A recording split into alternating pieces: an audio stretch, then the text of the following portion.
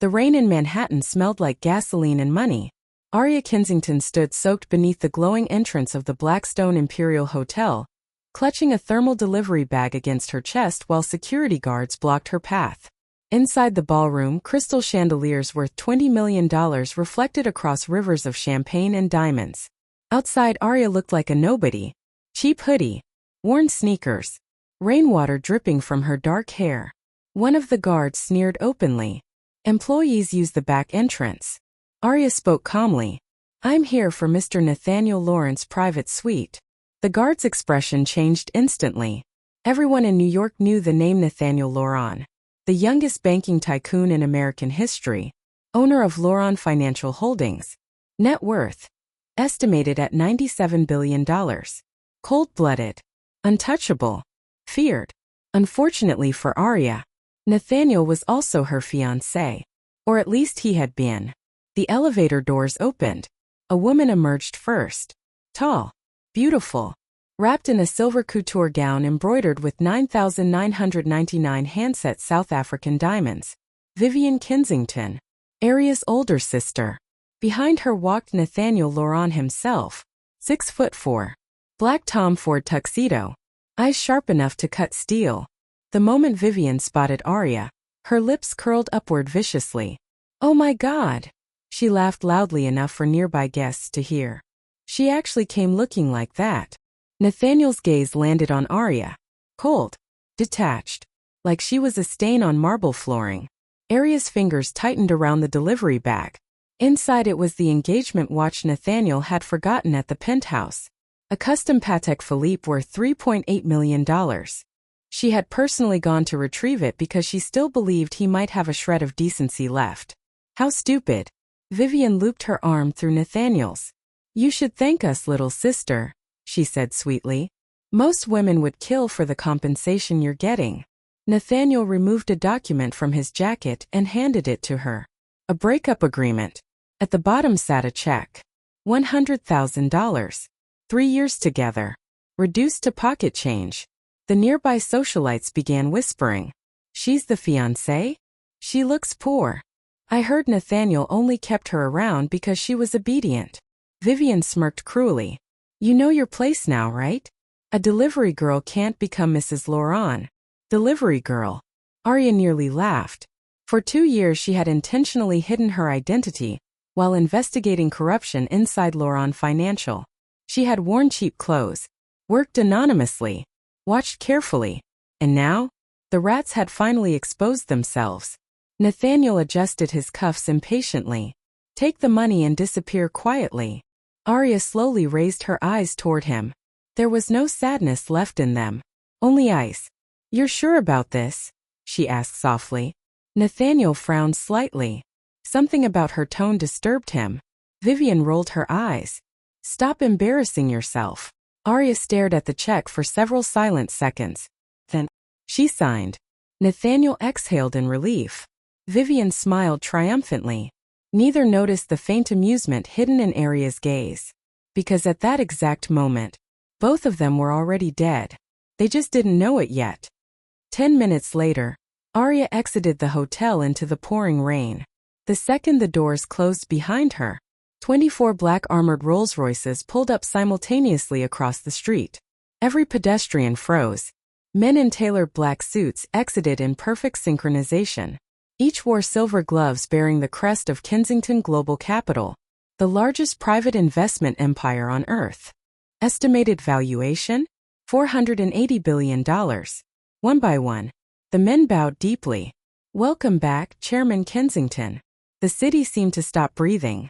Aria removed the cheap hoodie slowly. Underneath was a cream silk dress so exquisite it looked liquid beneath the rain. A bodyguard stepped forward holding a white cashmere coat stitched with rare Burmese pearls. Another handed her a diamond-encrusted Vertu phone. Aria slipped effortlessly into the waiting Rolls-Royce Phantom 8 Elysium Edition. Only 12 existed in the world. Inside, warm amber lighting illuminated crystal champagne flutes. Her assistant bowed respectfully. The board is waiting for you in Zurich, Chairman. Aria leaned back calmly. Her eyes turned toward the hotel windows high above. Toward Nathaniel. Toward Vivienne.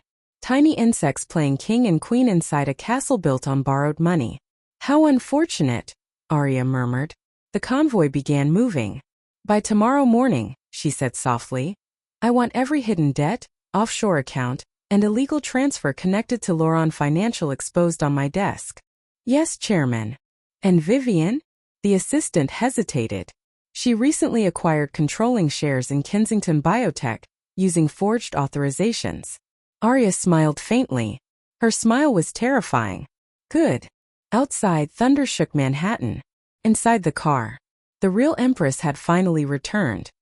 At midnight, the private jet landed atop the Zurich International Financial Tower. The top-floor boardroom opened instantly as Arya entered. 36 executives stood simultaneously. Some were princes. Some were sovereign wealth directors. Some controlled national banking systems. Every single one bowed. Chairman Kensington. Arya walked toward the panoramic windows overlooking the city lights. For 5 years she had hidden herself intentionally. Why? Because her grandfather had taught her one lesson before dying. If you wish to rule monsters, first learn how they behave when they think you are weak. And now she knew. Nathaniel Loran wasn't merely arrogant. He was corrupt, desperate, overleveraged. His empire was rotting beneath the surface. Perfect. A silver-haired executive approached nervously. Chairman, Loran Financial's debt exposure has crossed $40 billion. They're surviving through fraudulent liquidity masking. Arya accepted the tablet calmly. Interesting. Nathaniel truly had no idea the cliff beneath his feet was collapsing. Another executive spoke carefully. There's more. 3 years ago, when Mr. Loran nearly died during the Monaco yacht explosion, Arya's expression darkened slightly. That incident was covered up. Officially, it was declared mechanical failure. But privately, the executive continued, Mr. Loran has spent years searching for the woman who saved his life. Arya's fingers paused. Years ago. A burning yacht. Explosions. Smoke. A bleeding man trapped beneath steel debris. She had dragged him out personally before disappearing without giving her name. Nathaniel never recognized her afterward. Instead, he fell for Vivian's lies. Vivian had claimed she was the savior. Pathetic. Arya closed the tablet. Prepare acquisition phase 1. Which assets first, Chairman? The banks. The executive stiffened. Loran Financial controlled 63 international banks. Taking them would trigger global panic. Arya's lips curved slowly. Then let them panic. 3 weeks later, Nathaniel Loran slammed a financial report against the conference table. What do you mean our credit lines disappeared? Executives trembled violently. Someone acquired Meridian Continental overnight. That's impossible. Not only Meridian, another whispered shakily. Blackridge Capital, Northern Crown Bank, Zurich Prime, East Dominion. Nathaniel's face darkened. Those institutions formed the backbone of his empire. Without them, Loran Financial would collapse within days. Vivian stormed into the office wearing diamonds and fury. You promised me the merger announcement this week. Nathaniel snapped viciously. Shut up. Vivian froze. The room turned deathly silent. Nathaniel loosened his tie aggressively. For the first time in years, fear entered his eyes. Who's behind this? An executive swallowed hard. There's only one entity wealthy enough. Everyone exchanged terrified looks. Kensington Global Capital. Nathaniel's expression changed instantly. The monster of international finance. The shadow empire that governments feared. Nobody knew its true chairman. Nobody had even seen them publicly in years. Nathaniel clenched his fists. Arrange a meeting immediately. The executive hesitated. They refused. Nathaniel's jaw twitched. No one refuses me. They said. The executive whispered, trembling. You are not qualified to request an audience. Crack. Nathaniel shattered the whiskey glass in his hand. Blood dripped onto the marble floor. Meanwhile, 40 stories above Manhattan, Arya watched everything through live market feeds while sipping tea worth $12,000 per kilogram. Her assistant smiled slightly. Loran stock lost 37% today. Only 37? Yes, Chairman. Arya's gaze remained cold. Disappointing. Her assistant hesitated before speaking again. There's another matter. Someone requested an audience. Who? Lucian Draven. The room fell silent. Even senior executives straightened nervously. Lucian Draven, the king of the European underworld economy, owner of Draven Consortium, net worth officially untraceable, rumored military ties, rumored royal blood, rumored to have personally bankrupted nations. More importantly, the most dangerous man alive. Arya looked mildly surprised. Send him in. The doors opened. Heavy footsteps echoed slowly. Lucian entered wearing a black overcoat tailored so perfectly it looked sculpted onto him. Tall. Terrifyingly handsome. As like winter storms, every executive lowered their heads instinctively. Lucian ignored all of them. His gaze locked entirely onto Arya. Then, to everyone's shock, he knelt. I finally found you. The room nearly stopped breathing. Arya's expression shifted faintly. 5 years ago, during a freezing night in Prague, she had once saved a bleeding young man from assassins in an alleyway, fed him, protected him, then vanished before dawn. That man had become Lucian Draven. The ruler feared across continents. Lucian looked up at her with absolute devotion. You disappeared without a name, he said quietly. I searched half the world. Arya stared at him silently, then smiled slightly. A real smile. The first in years. I was busy. Lucian's cold expression softened instantly, like a wolf becoming tame before its owner. The executives watching nearly fainted from shock, because everyone knew one terrifying truth. Lucian Draven loved only once. Obsessively. Violently. Forever. And apparently, that woman was Arya Kensington. The next month became a massacre. Every deal Nathaniel attempted failed mysteriously. Every investor vanished overnight. Every ally abandoned him. Banks demanded repayment. Governments launched investigations. Media channels exploded with corruption rumors. Inside Loron Tower, panic spread like disease. Executives screamed at each other. Several resigned publicly. One director suffered a heart attack during a shareholder meeting. Meanwhile, Vivian became hysterical. You said you controlled Wall Street. Nathaniel smashed another glass. Shut up. His eyes were bloodshot now. Hair disheveled. The empire he spent a decade building was collapsing in real time. Then came the final disaster. A government audit uncovered forged biotech acquisitions tied directly to Vivian Kensington. 47 criminal counts. Vivian nearly collapsed reading the report. And no, impossible. Her lawyer trembled violently. There's only one person who can save the company now. Who? The lawyer swallowed hard. The chairman of Kensington Global Capital. Nathaniel immediately stood. Arrange it. But sir, nobody knows their identity. Then find them. For the first time in his life, Nathaniel Loron begged. And somewhere across the city, Arya smiled. The trap had finally closed. 1 week later, New York hosted the Century Financial Gala inside the Imperial Crown Palace. Politicians, royal families, billionaires, celebrities, every major media network attended. Nathaniel arrived pale but composed. Vivian clung to his arm desperately. Tonight mattered, because Kensington Global Capital's chairman would finally appear publicly for the first time. If Nathaniel secured their support, he might still survive. The ballroom lights dimmed suddenly. A voice echoed through the hall. Chairman Kensington has arrived. Everyone turned. The massive gold doors opened slowly. First came 24 elite guards. Then Lucian Draven himself entered. The audience gasped. Why was he here? But then, Lucian turned and offered his hand respectfully toward the woman behind him. Arya stepped into the ballroom wearing a black couture gown woven with real platinum thread and midnight diamonds. The entire hall froze. Nathaniel's face drained of color instantly. Vivian's champagne glass slipped from her fingers. Crash. No, she whispered. Impossible. Impossible. Arya walked forward calmly beside Lucian. Every titan of industry bowed. Every camera flashed wildly. Chairman Kensington. Chairman. Nathaniel staggered backward slightly. His pupils shook violently. You. Arya stopped directly before him. Her eyes held no warmth whatsoever.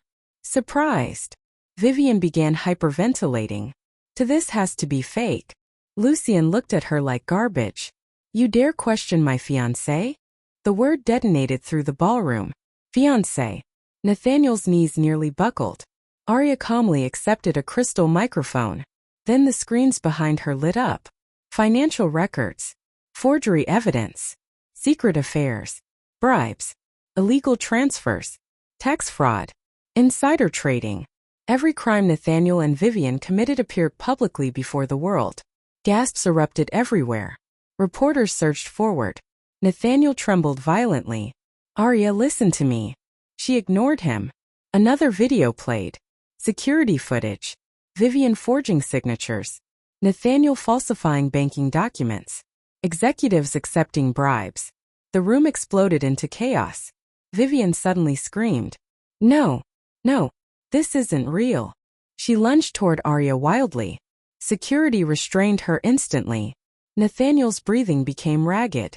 His empire, gone, finished, destroyed in front of the entire planet.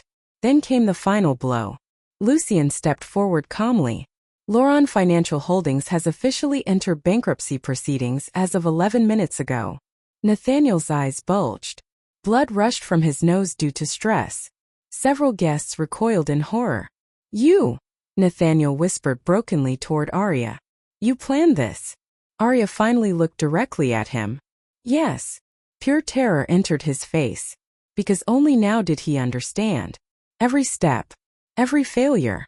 Every destroyed alliance. Every collapsing stock. She orchestrated all of it. And he never even saw her coming. Police entered the ballroom moments later. Mr. Nathaniel Loron. Ms. Vivian Kensington. You are under arrest for financial fraud and criminal conspiracy. Vivian shrieked violently. Nathaniel dropped to his knees. The cameras captured everything. The once untouchable king. Broken publicly like a dog. Arya watched expressionlessly. Merciless. Untouchable. Divine. 6 months later. Winter snow covered the streets of Brooklyn. Nathaniel sat outside a subway station wrapped in torn blankets. His luxurious appearance was gone. His hands shook from cold. After the bankruptcy, every asset had been seized. Every ally vanished. Prison destroyed what remained of him. Nearby, Vivian coughed violently beneath a bridge. Her designer beauty had rotted away into exhaustion and addiction. Nobody recognized them anymore. Nobody cared. Across the street, a massive electronic billboard suddenly illuminated the snowy night. Breaking news. The century wedding of Lucian Draven and Arya Kensington estimated at $14.7 billion. The screen displayed Arya descending marble palace stairs in a wedding gown handcrafted over 3 years by 17 royal embroidery masters. Lucian waited below her like a king before his queen. Fireworks exploded across Monaco's coastline. 30 nations sent gifts. Entire islands had been rented for guests. Nathaniel stared upward numbly. Vivian began sobbing hysterically. On screen, Lucian kissed Arya's hand with absolute devotion. The woman they discarded had become untouchable beyond imagination. Warmth, luxury, power, love. Everything belonged to her now. Meanwhile, snow gathered silently over Nathaniel's torn shoes. Cold, hungry, forgotten. And as the wedding fireworks illuminated the night sky, the last thing Nathaniel Loron felt was regret.